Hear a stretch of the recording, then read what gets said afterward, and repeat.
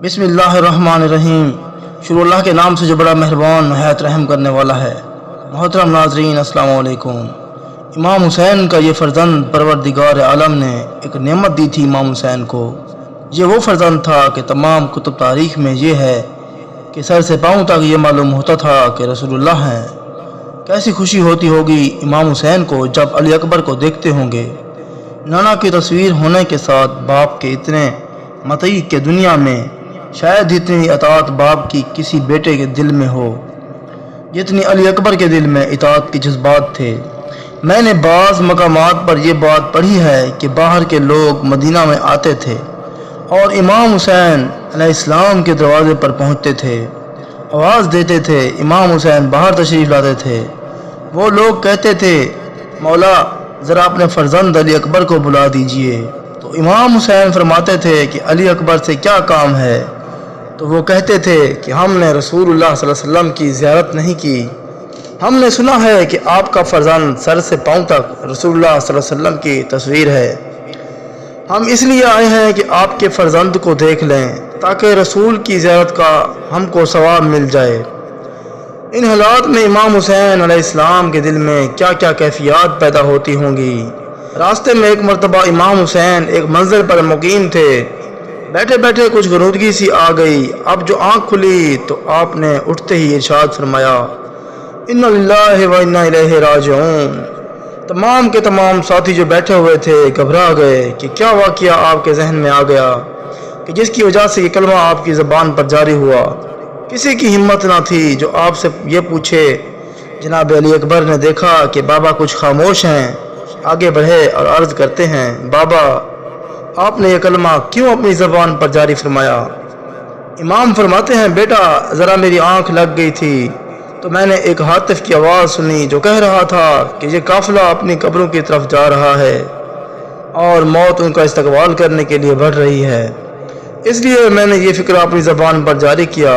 اس پر جناب علی اکبر نے عرض کیا بابا کیا ہم حق پر نہیں ہیں؟ امام حسین نے فرمایا بیٹا ہم حق پر ہی ہیں۔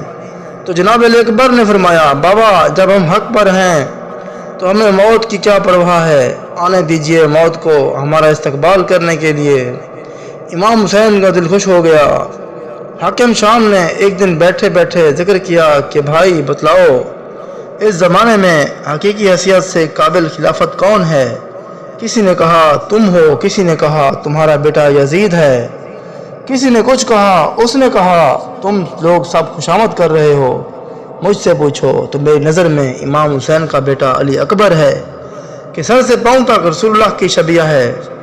دشمنوں کی نظر میں علی اکبر ایسے تھے، ہائے کربلا میں حسین کا گھر ایسا برباد ہوا کہ پھر کبھی آباد نہ ہوا۔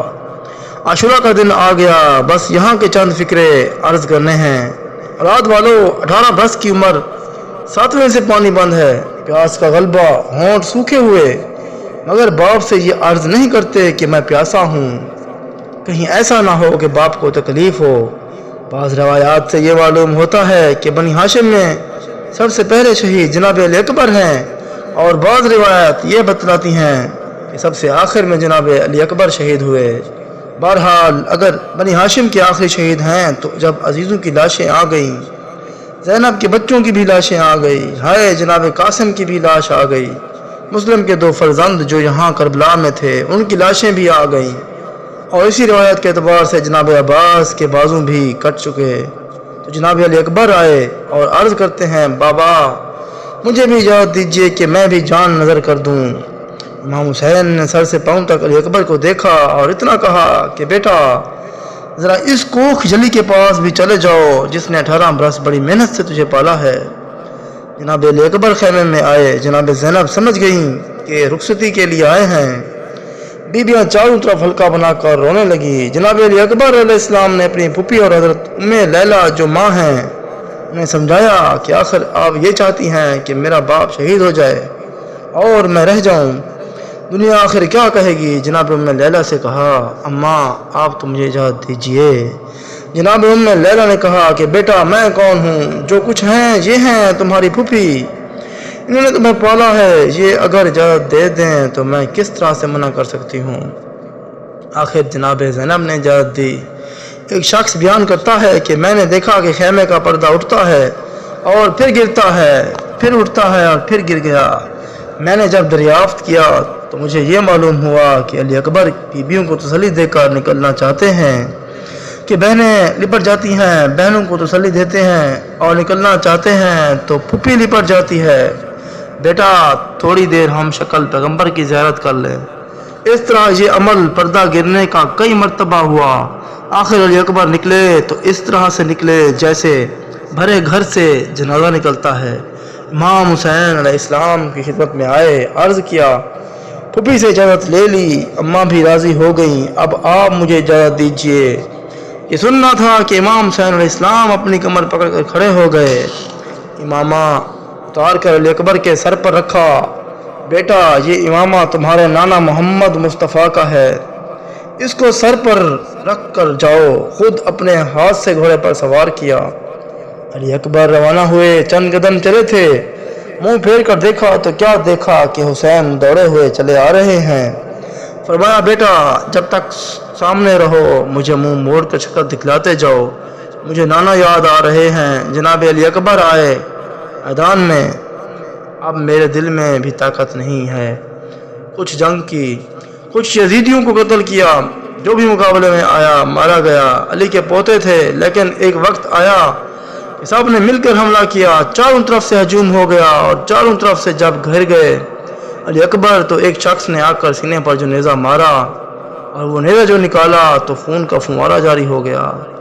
ارے علی اکبر کی غیرت نے گوارا نہ کیا کہ گھوڑے سے گر جائیں۔ ایک مرتبہ دونوں ہاتھوں کو بڑھا کر گھوڑے کی گردن میں ڈال دیے۔ گھوڑا فوج میں گھس گیا، جس کے قریب سے گزرے اس نے تلوار کا وار کر دیا۔ اس وقت ایسی حالت میں جناب علی اکبر نے آواز دی، یا اباتہ علیکم منی السلام۔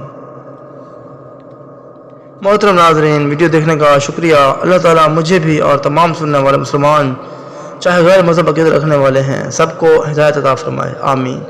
مزید اسلامی معلومات سے مستفید ہونے کے لیے ہمارا چینل اسلامک کہانی 570 کو سبسکرائب کر لیں۔ بہت شکریہ۔ ملتے ہیں اگلی ویڈیو میں، تب تک کے لیے خدا حافظ۔